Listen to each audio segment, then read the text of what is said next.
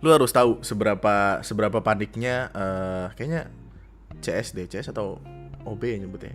Yang di klinik gua kemarin. Jadi kan waktu gua di infus itu untuk nambahin vitamin, gua kan pakai jaket wibu itu, pakai hoodie wibu, terus gua tiduran. Rambut gua keluar. Terus dia kayak lagi nyapu terus mau ngepel gitu, terus dia kayak, "Maaf ya, Mbak," gitu. Terus gue ya, "Iya, Pak." Suara cowok gitu. Terus kayak, "Oh, maaf ya mas." Dan dia berkali-kali. Anjing kesian banget. Lucu banget. Karena apa?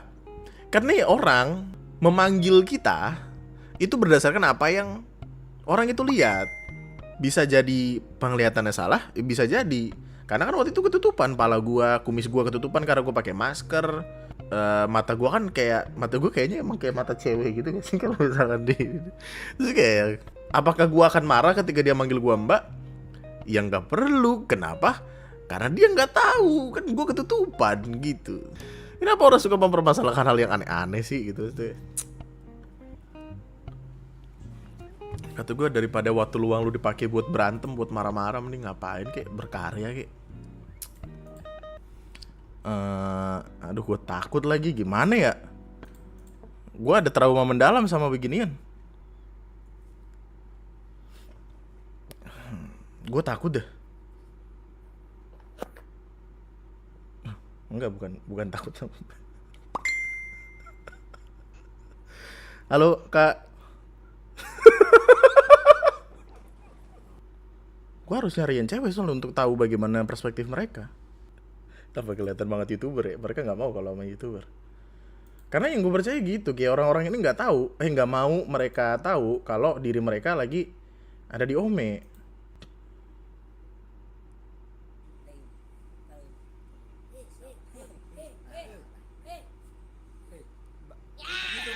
YouTuber bang. Gue nggak bisa tuh digituin tuh. YouTuber bang tai, nggak bisa gue. Kenapa kita nggak ngobrol sama cewek langsung di Discord ya daripada kita cari di Ome gini? Aneh kan. Iya.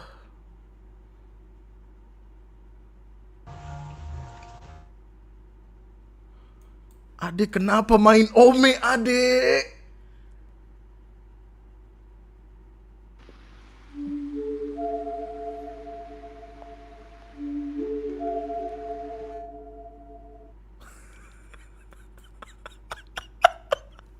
Gue liat-liatan sama dia kayak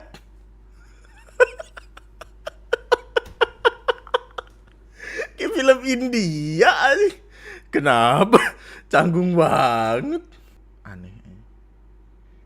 Bang, Wih, bang, halo bang. bang, menurut lu gimana bang? Ada mbak-mbak yang nggak mau dipanggil kak bang? Mbak yang nggak mau? Dipanggil kak. Gini bang. Ya, anjing diskusi nih, anjing tiba-tiba diskusi. Ayo gimana Diskusi bang? dulu nih. Gimana bang? Ini sama pentingnya sama pemilihan 02 nih bang. Kak, kenapa politik kan? Kenapa politik, tai? Kok bisa ada tim sukses di Ome, bangset? Gak jelas. Buzzer ngapain ada di Ome? Dan dia dengan PD-nya gitu kayak. Nah ini sama pentingnya, penting gimana? Penting berak. Tandain muka lu nggak?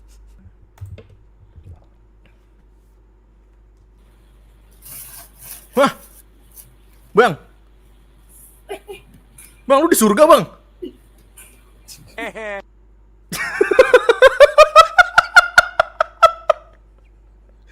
Kenapa dia main Ome di surga? Saya kebetulan tinggal di Jepang bang sekarang. Bang mau lihat cewek cantik bang. Mau pacar Jepang nggak bang? Iya ya bang. Mau pacar Jepang bang? Iya. Iya saya juga mau. Coba Bang. lihat pacarnya di. Gak, gue udah ada istri. Apaan sih? Gue tuh nggak bisa main ngobrol sama orang sembarang gitu, gak bisa gue. Orang mana? Orang Aring bang saya bang. Gak bisa. Kenapa sih orang selalu nanya orang mana? Gue nggak tahu jawabnya gimana. Jawabnya apa? Orang mana orang ganteng aja. Kok nggak bisa tuh jalan dengan kepercayaan diri seperti itu tuh, kayak jalan keluar dengan wah orang mana orang ganteng. Nggak bisa gua anjing. Tampol. Jadi gini bang, lu nggak tiba-tiba mau kampanye kan? Iya. Nggak.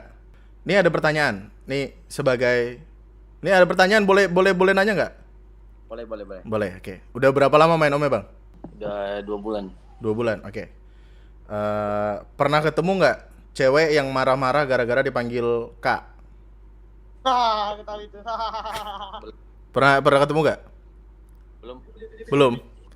Kalau misalkan tiba-tiba ketemu sama cewek di Ome terus dipanggil Kak terus dianya marah-marah, kira-kira gimana? Yuk pulang. Orang mana? Kabar dia, tunggu aku dulu satu lagi. Gua nggak bisa, di bawah temen. Kenapa tiba-tiba rame? Lu tau gak sih, gua gemetaran men, sumpah. Gua kayaknya nggak bisa deh kalau diinterview sama orang. Ih, takut gua. Dan orang mana bang selalu keluar, kenapa? Masa gua jawab orang ganteng? Lu tau gak bang yang megang gitar tadi? Deg-degan bro kayaknya itu.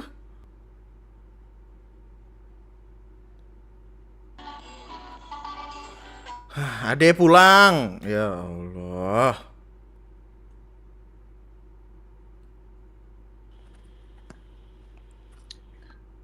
Duh, kenapa marah dia? Kok marah dia? Pas kita ambil makan malam, si kakak kelas itu kesurupan lagi. Tempe mana? Tempe orek. Tempe benar, tempe alright.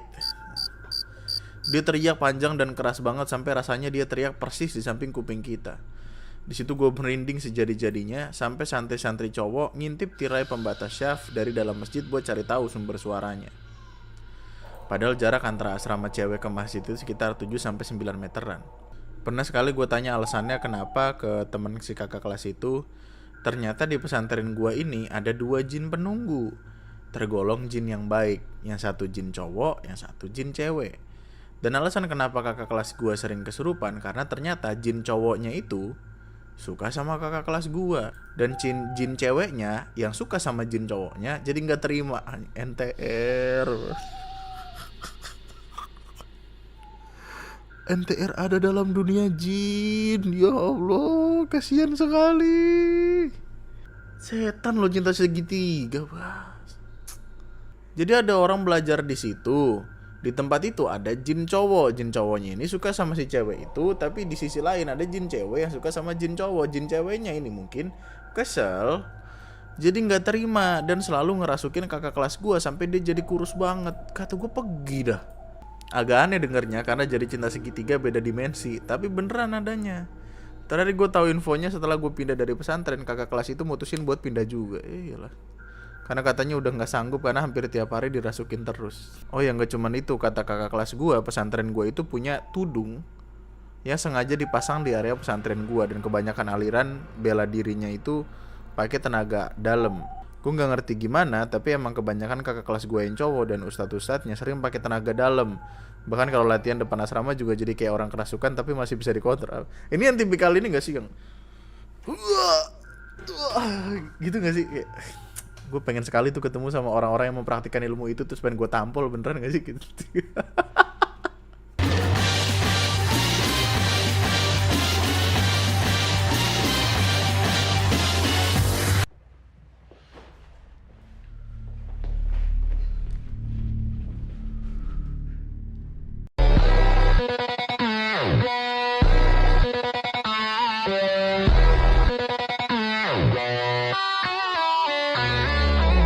Mulai dari kelas 3 SD, gue udah mulai ngerasain minder dan insecure sama tubuh gue yang kurus. Terlebih lagi acara banding-membandingkan itu belum selesai. Ini kayaknya emang dibandingin sama siapapun tuh gak enak ya. FYI, gue sama kakak gue tuh dari kecil sampai gue kelas 4 SD kalau sarapan masih disuapin mama. Dan gue tuh slow eater. Gue kalau ngunyah makanan tuh bisa 2-5 menit sendiri. Yo. Dari situlah timbul perkataan, "Lak mangan ki mbok koyo mbak ngono lho, laplep-laplep ben cepet gendut. Mosok sampean tok sing kuru nang keluarga. Kalau makan tuh kayak kakakmu gitu loh, lahap biar cepet gendut. Masa cuman kamu yang kurus?" Ibu tahu nggak kalau terlalu gemuk bahkan tidak baik, Ibu. Ada yang namanya obesitas. Saya obesitas tipe 1, Bu. Kalau ibu tahu nih, kolesterol tinggi sekali nih, Bu nih. Itu cukup bikin leher pegel-pegel tuh kalau habis makan sesuatu tuh. Nah sejak saat itu gue mulai berpikir cara biar bisa gendut dan diperlakukan sebagaimana kakak gue diperlakukan. Ya Allah kasihan sekali, anak sekecil itu berkelahi. Jadi mulai akhir kelas 4 SD gue memaksa diri gue buat makan nasi sebanyak mungkin. Gue ingat banget waktu itu berhari-hari gue memforsir diri gue buat makan sebanyak mungkin sampai gue pengen muntah rasanya. Terus mungkin karena tertolong masa puber, waktu gue kelas 5 SD gue udah mulai menstruasi. Gue bisa tuh naik berat badan dan tergolong drastis dalam waktu cepat.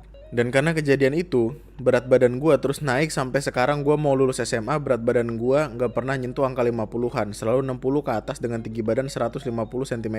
Dari kelas 1 SMP gue selalu insecure sama badan gue yang udah gendut ini. Lah, kenapa jadi berbalik begini? Kalau dipikir-pikir bodoh juga sih, gue dulu insecure karena kurus, pengen gendut, pas udah gendut malah insecure karena gendut. Awalnya gue jadi insecure waktu kelas 1 SMP adalah karena ada temen SD gue yang sekelas sama gue waktu SMP bilang kalau crush gue waktu SD pernah bilang gini, coba aja Rara kurusan pasti udah gue pacarin. Bodoh sih emang, tapi waktu itu gue yang suka banget sama dia langsung sakit hati parah dong. Dan gue juga sempat dibully waktu kelas 6 SD karena badan gue yang gendut. Dan ini tidak akan terjadi kalau orang tuanya tidak bilang demikian. Emang justru kadang yang menyakiti kita adalah apa-apa yang datang dari keluarga kita sendiri. Tolong ibu bapak Di hari gue nulis email ini gue lagi nangis, sedih, bingung, kecewa, campur aduk lah pokoknya gara-gara beberapa minggu lalu gue habis bakar-bakar ikan di rumah saudara gue. Habis makan kenyang pulanglah kita, gue, kakak, mama sama adik gue. Nah waktu pulang mama gue nyeletuk kayak gini, beh deloen tau wetenge arek loro iki gudi-gudi. Mama dhisik lho pas umurane kalian berat badannya gor 45 kilo. Orang tuanya bahkan bilang, "Bah, lihat perut kalian berdua gede-gede. Mama dulu waktu seumuran kalian berat badannya cuma 40." Jadi ini semua terjadi karena trauma masa kecil ibu. Ya jangan dibebankan ke anak ibu dong, ibu. Lah, mama pas muda enggak jadi deh. Kenapa enggak jadi? Enggak jadi, jahat banget mulutku. Enggak apa-apa ngomong aja, mama kan open minded tuh. Bagus. Mama kan waktu muda masih miskin, makanya kurus.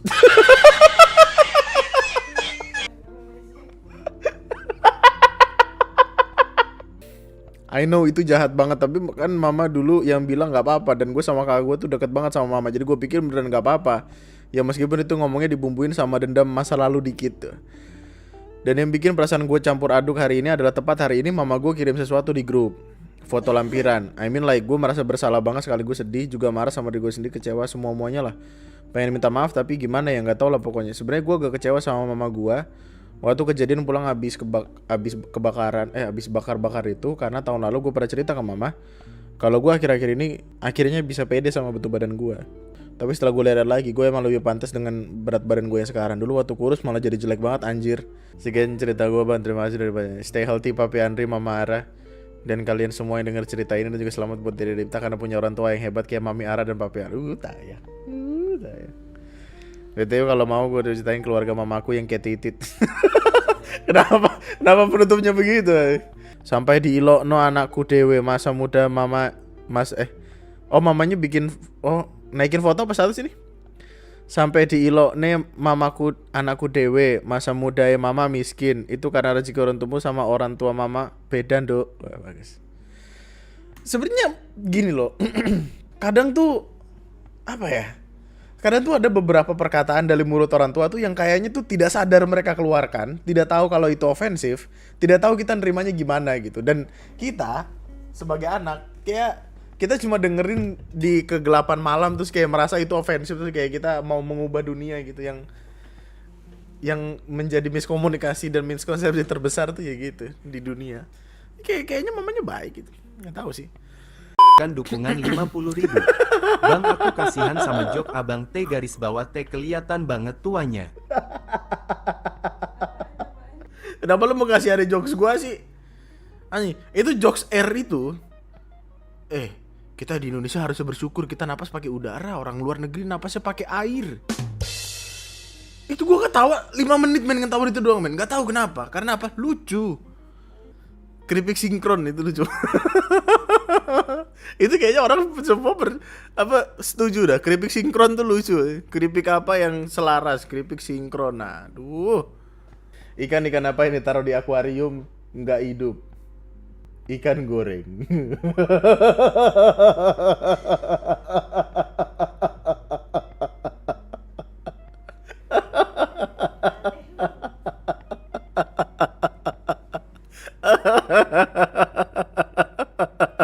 Ya ampun, orang ini benar-benar payah. Gue ngetawain itu lucu banget, men. Cuma gue gak mau gue ketawa banget gara-gara jok setan begitu aja, gak masuk akal. Temen gue ini namanya Abel. Nama panjangnya Abel dan Temon. Buka bersama kali ini kita full tim, termasuk ada Abel bang. Cowok-cowok seperti biasa ngabuburit sambil main ML. Sedangkan para cewek-cewek sibuk motongin buah buat sop buah dan nyiapin makanan berat. Setelah maghrib kita berencana meramaikan malam dengan main kartu tot. Kartu tot maksudnya?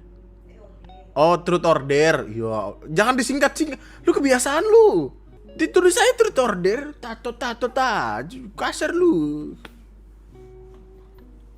Semua orang dapat bagian kena TOD sampai akhirnya Abel dapat kartu truth yang isinya hal apa yang selama ini kamu sembunyikan kepada orang lain. Men, lu tahu gak sih? Useless game ini sumpah. Karena everyone can make something up gitu. Dan mereka akan tetap menyembunyikan sesuatu gitu. Saya kayak toh enggak dia gimana ya? Game ini tuh fana karena dia tidak akan benar-benar jujur dan dia tidak ada satu hal yang dia pertaruhkan di sana gitu. Jadi ya ini game fana, nggak usah diikutin. Tuhan sudah menutup aibmu tapi malah kamu buka di TOD. Wah, gitu. Lah TOD boleh bohong, sia-sia selama ini aku jujur dong bang. Lah emang nggak boleh bohong? Emang lu tahu orang ini bohong apa enggak? Itu pertanyaannya. Di sini temanku yang lain berkata kalau terlalu privacy mah nggak usah, ganti aja kartunya jadi DR aja. Tuh kan gini, karena orang tuh nggak enakan gitu. Kecuali kalau nyawa lu terancam, itu beda gitu. Kayak lu truth order, truth. Kalau misalkan lu jawaban lu nggak truth, gue bunuh lu gitu. Jadi kayak kalau kan ada filmnya kan, truth order tuh ada filmnya yang beneran jadi cerita horor gitu. Jadi nyawa mereka bener-bener mereka pertaruhkan dan yang keluar adalah hal yang genuine, itu baru beneran truth gitu. Temen gue main itu ngaku naksir sama yang nantangin, sejak itu nggak diajak lagi. Dua-duanya laki. The fuck? Abel bilang, enggak kok, ini enggak privacy amat, lagian aku sekalian mau nanya pendapat kalian juga. Teman-temanku langsung bergemuruh penasaran, woi apa nih gitu tipikal ini. Wah saya gelar tikar, wah teh gitu. Akhirnya Abel mengatakan bahwa yang selama ini dia sembunyikan adalah tentang dia dan Dimas. Oh iya bang, semua orang di sini tahu masalah Dimas dengan Abel di bulan Januari kemarin. Jadi kami sedikit penasaran dengan apa yang lagi Abel sembunyikan tentang si Dimas ini. Akhirnya Abel cerita, jadi gini guys. Sebenarnya aku ceritain waktu bulan Januari kemarin tuh belum semuanya. Masih ada masalah lain yang menurut aku cukup parah sampai aku mikir-mikir untuk cerita ini karena aku takutnya pandangan kalian ke Dimas jadi jelek. Tapi sekarang aku merasa kalau aku butuh masukan dari kalian. Enaknya gimana tentang hubungan aku sama Dimas? Kita lagi main game ya. Siapa namanya tadi? Abel. Kenapa jadi sesi curhat? Gak jelas lu. Kemarin kan aku cerita ke kalian guys kalau misalnya Dimas ini masih menjalin komunikasi sama mantannya. Dan sempat ketemuan juga. Ternyata tuh mereka ketemuannya bukan sekali 2 kali, tapi udah di atas 8 kali saat pacaran sama aku. Tapi salah satu yang parah itu waktu tahun 2023, waktu itu aku magang di salah satu kota penyangga metropolitan. Nah aku sama temen jurusan lain magang di daerah yang sama, lagi ngadain tahun baruan bareng. Di situ ada Dimas, tapi Dimas tuh pergi ke rumah temennya sekitar jam 1-an. Katanya dia mau tahun baruan bareng sama temen-temen yang lain di daerah X yang jaraknya 1 jam dari sini. Di sana aku ngeyain aja karena aku kenal sama nama yang disebut sama Dimas tadi. Ternyata Dimas bukan tahun baruan sama temennya, tapi dia malah ke kos mantannya. Dan yang bikin aku shock adalah chat mereka sebelum ketemu tuh ngarah ke 17+. Kayak udah bayar cicilan anak belum? 17+. Ngarah ke 17+ kayak nanti lampunya mau dinyalain atau dimatiin. Apa sih? Kamu pengen aku pakai kostum apa? Wah, kostum bajak laut. Aku ingin kamu jadi presiden. Gitu. Saat aku tahu chat itu aku tanya langsung ke Dimas maksudnya apa. Tapi Dimas bilang kalau itu tuh bukan seperti yang aku pikirin. Dan akhirnya Dimas bisa ngeyakinin aku lagi dan luluhin hatiku lagi ya. Emang yang salah dalam perkara ini tuh bukan cuma kebangsatannya Dimas, tapi ketololan dalam menerima semuanya ini. Setelah dengar itu salah satu teman gue mau bicara dan ngatain, lu golok apa tool? Ngapain lu sama bajinan kayak gitu? Sensor, soalnya disensor semua nih. Temen gue yang lain pun ngatain Abel kalau Abel terkena peleter. Gak tahu, aku juga bingung kenapa luluh lagi, tapi masih belum selesai, masih ada lagi. Temenku yang lain jawab dengan dari lagi gobok. Akhirnya Abel melanjutkan ceritanya. Setelah kejadian tersebut aku mutusin buat ngontrak bareng sama Dimas. What the freak? What? Abel punya pilihan untuk cabut dari kehidupan si laki-laki ini, tapi Abel memutuskan buat ngontrak bareng sama Dimas.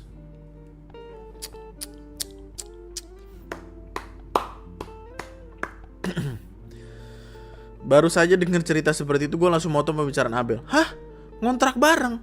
Lu udah nikah emang sama Dimas? Pertanyaan itu muncul karena di lingkungan gue hal itu sangat tabu. Betul. Ya kagak lah, lagian itu hal biasa kali. Lagian diizinin juga kok sama ortu. Gak Bel. Kok bisa? Izinnya gimana? Nah, aku mau tinggal sama dia ya. Cowok cewek? Cowok. Oke. Lah, kehidupan lu gampang amat kayaknya. Bro. Kiu. Temenku yang lain pun bilang kalau di kota-kota besar atau perantauan banyak banget pasangan belum menikah dan tinggal bareng. Jadi emang biasa pala lu bejat aja. Otak lu emang. Meskipun kita udah tinggal bareng, tapi Dimas masih ngelakuin hal yang sama. Dimas masih ketemu sama mantannya. Emang masalahnya di Dimas. Suatu hari dia pernah pulang duluan dari tempat magang dengan alasan urusan keluarga, yang pada kenyataannya di kekosan mantannya.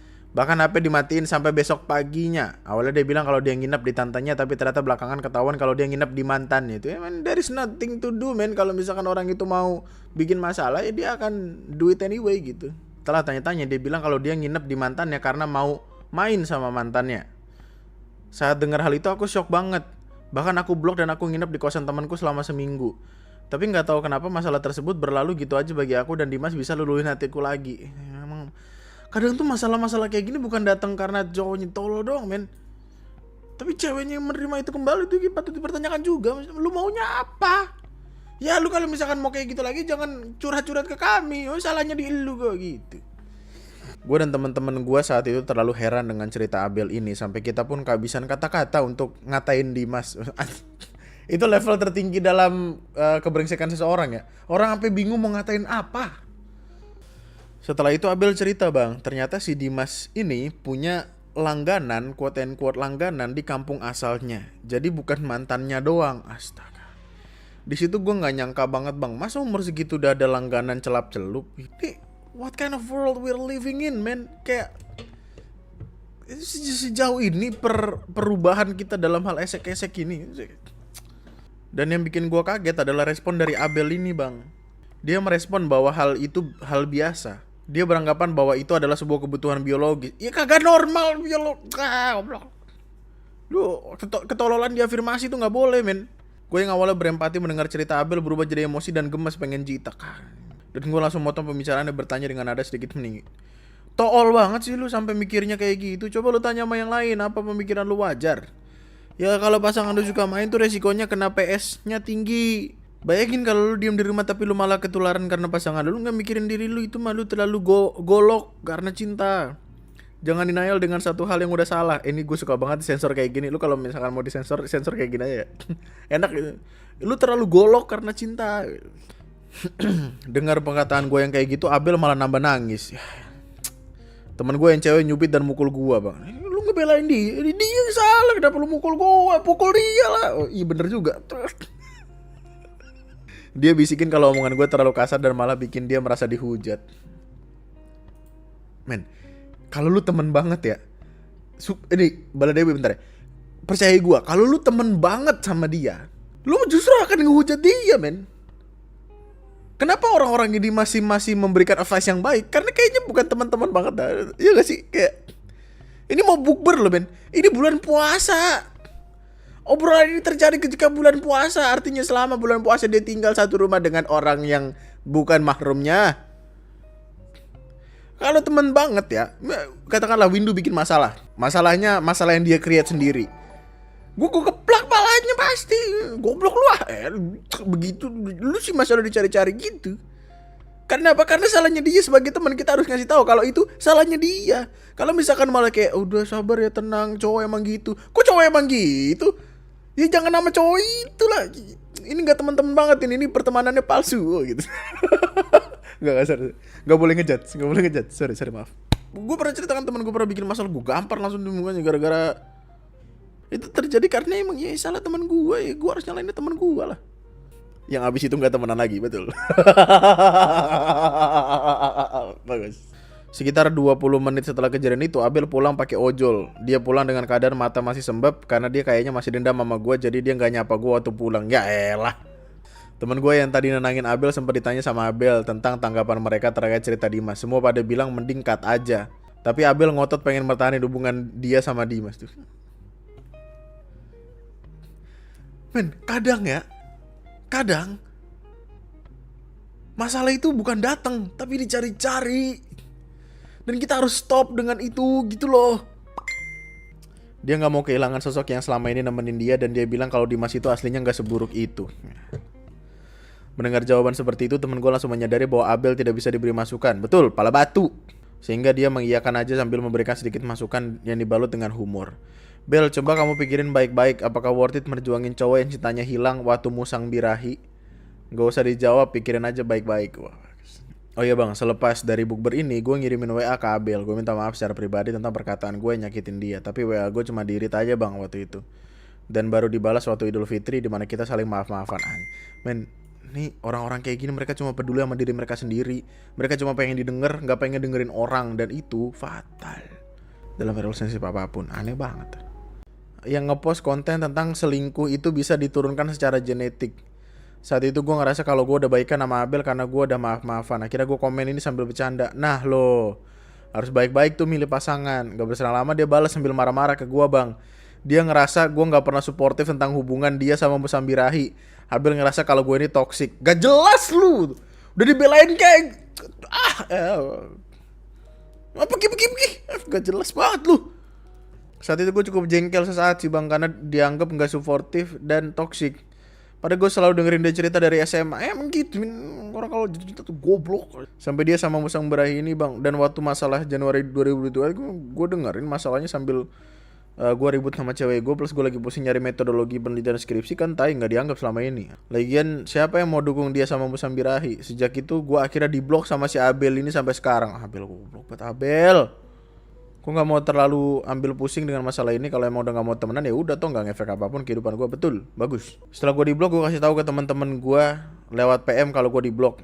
Ternyata mereka semua diblok juga bang. Gak jelas dari awal tau gitu. Udah gak usah datang-datang nangis-nangis cerita-cerita di bukber. Ganggu aja, gue bisa login harusnya itu ngereng sampai mythical honor. Dengerin permasalahan ABG labil lah. Kita sendiri nggak tahu apakah kita diblok sama si Abel atau sama Musang Birahi ini bang. Karena kalau nggak salah Musang Birahi ini pun megang sosmednya Abel bang. Tapi kita semua berpositif thinking bang. Mungkin emang Abel udah nggak mau berteman sama kita. Dan sehari setelah itu dia keluar dari grup WA. Sekitar bulan Mei awal, waktu gua nggak sengaja ketemu sama mamanya Abel bang. Saat itu gue baru pulang dari kampus dan mau beli makan siang di warung nasi depan komplek. Di situ gue nyapa dan salam. Mamanya nanya ke gue, "Dit, tumben gak main ke rumah? Biasanya kalau ada Abel di sini suka main ke rumah sama yang lain." Di sini gue jawab soalnya pertemanan gue dengan Abel baik-baik aja. "Iya tante, akhir-akhir ini Adit sama yang lain lagi pada sibuk persiapan sidang, tugas akhir jadi belum ada waktu luang tante." Mamanya Abel nanya, "Loh, bukannya kemarin kalian liburan bareng ke kota Y bareng Dimas?" Bohong itu tante, mereka cuman ada-adanya doang itu tante. Elah, anak tante, kalau itu anak saya udah saya gamparin tante. Mampus kalau.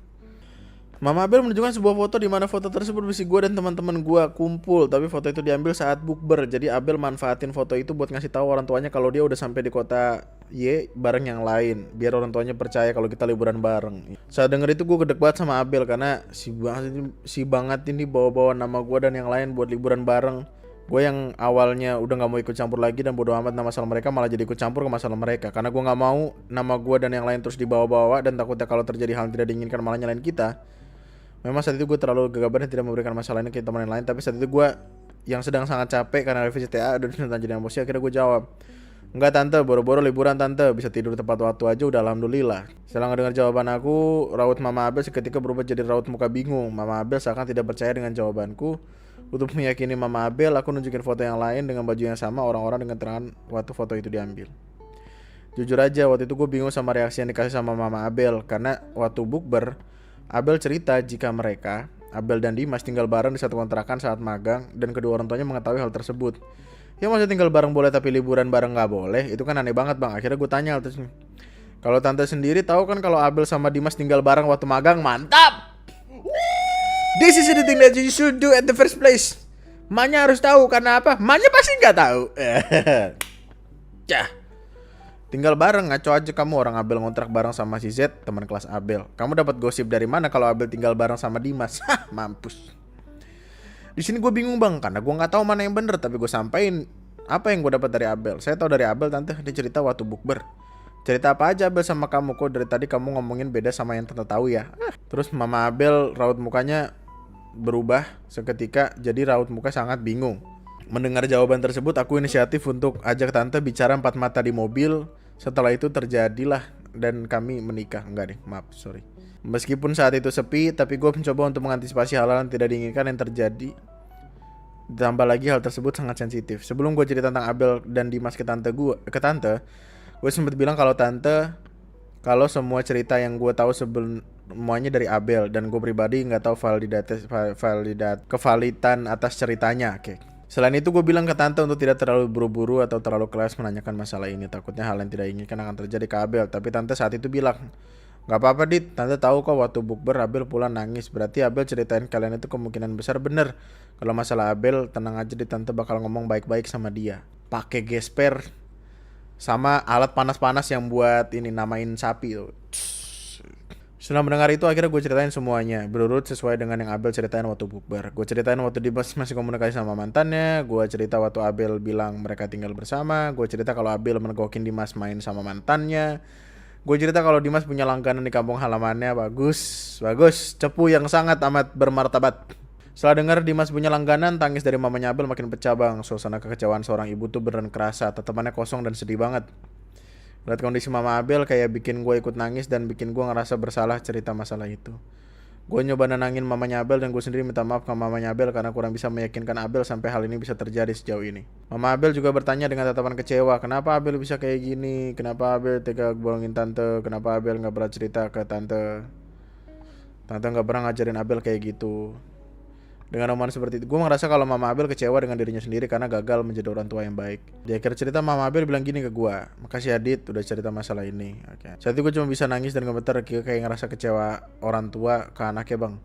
Dan gue takjub sama respon yang dikasih sama mamanya Abel. Menurut gue masih kalem dan tegar banget. Gue semakin bingung apakah yang gue lakukan. Di satu sisi itu adalah sebuah hal jujur yang harus diketahui Mama Abel, tapi di satu sisi itu berakibat buruk bagi Abel. Hal tersebut bener-bener lose condition. 5 jam setelah gua nganter pulang Mama Abel atau sekitar pukul 8 malam, gua dapat WA dari Abel yang isinya kata umpatan kasar yang isinya kurang lebih, seneng lu udah ngerusak hidup gua. Lah yang ngerusak hidup kan hidup sendiri. Selama gua temenan sama Abel, gua gak pernah dengar Abel bilang kayak gitu di percakapan biasa. Abel bener-bener orang yang lembut banget kata-katanya. Kata-kata tersebut keluar kalau Abel bener lagi marah banget bang. Waktu itu gua gak berani read pesannya, gua cuma lihat dari notif HP aja. Gua semakin ngerasa bersalah karena hal itu. Gue cerita hal ini ke teman-teman gue meskipun gue udah tenangin bahwa itu hanya marah saat, tapi rasa bersalah di diri gue gak hilang bang. Malah makin bingung gue. 2 hari sudah berlalu bang dari kejadian kemarin, tapi rasa bersalah itu masih ngebayangin diri gue. Hal itu sangat mengganggu karena gue jadi gak bisa konsentrasi ngerjain TA gue bang. Akhirnya gue mutusin buat pergi konsultasi ke psikolog.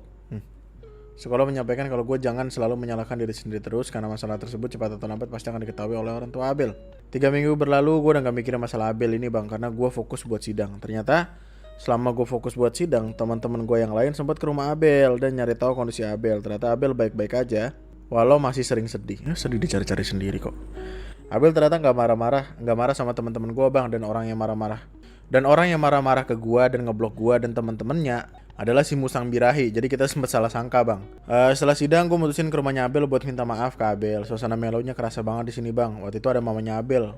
Gue masih ngerasa Abel kecewa sama gue. Cuman itu adalah konsekuensi yang harus gue tanggung. Mamanya Abel udah ngebujuk Abel buat maafin gue, tapi mungkin masih butuh waktu untuk maafin gue bang.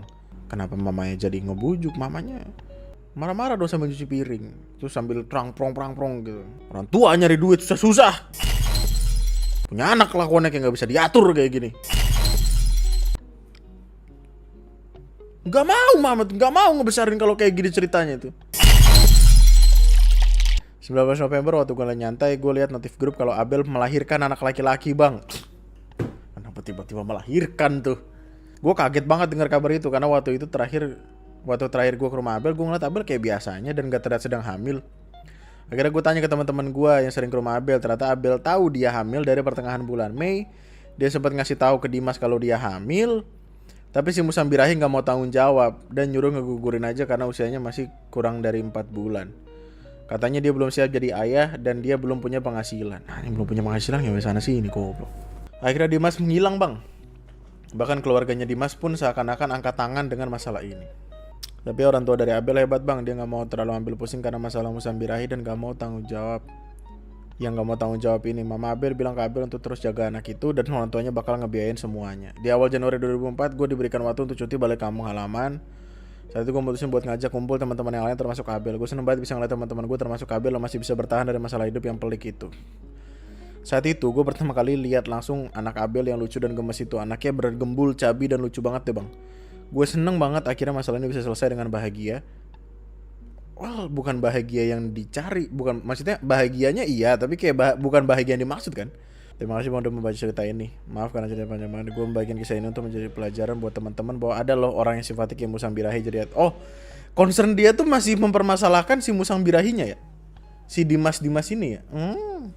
Kita marah-marahnya sama si Abel, tapi yang ngirim email ini bahkan marah-marahnya sama si Dimas ini. Kalian tuh teman banget gak sih sebenarnya? Oh, biar dia jadian sama mamanya maksud lo apa gimana? Gue ngerasanya yang ngirim email ini concernnya ditaruh ke Dimas karena Dimas yang seolah-olah membuat si Abel menjadi orang seperti itu. Padahal ada tanggung jawabnya Abel juga untuk tidak terpengaruh gitu. Dia dibutakan oleh cintanya sendiri gitu loh dan tidak ingin mendengarkan kata-katanya orang lain. Kayak Dimas itu masalah tapi Abel nggak mau keluar dari masalah itu. Iya yang kayak gitu dong. Sebelumnya gue meminta maaf kalau gue salah ngasih sudut pandang atau kata-kata dalam merespon email lu ini. Tapi harusnya lu sadar apa yang sekiranya akan gue lakukan ketika gue ngebaca email ini. Jadi kayak Tuhan paringono sabar, kuat selamat, langgeng sentoso. To the point Bang Andri, gue cewek, sebut aja nama gue Mawar Melati. Sejak 2019 sampai sekarang gue jadi selingkuhan suami orang. Bagus nih. Apa sih? Ini gue tahu kemarin gue bilang kayak ini tempat pengakuan dosa, nggak apa-apa kalau lu mengakui dosa lu terserah lu gitu untuk bikin lu lega. Tapi ya kenapa mulai jadi kayak gini goblok? Sejak 2019 sampai sekarang gue jadi selingkuhan suami orang. Ya kenapa? Napas dulu, napas. Ya buset dah. Makin kesini makin gue jadi nggak ada perasaan takut atau bersalah karena jadi orang ketiga. Gue sakit jiwa kayaknya ya. Gue juga nggak mikir karma, cuma mikir gue mau lakuin yang gue lakuin. Gue salah nih tapi nggak bisa berhenti, gimana bang? Bodo amat, suka-suka lu Get some help man, stop, get some help, udah. Astaga Tuhan. Allahu Akbar, paringono sabar, kuat selamat, langgeng sentoso. Zeket baru saja mengirimkan dukungan 1 juta. Istirahat berak dulu bang.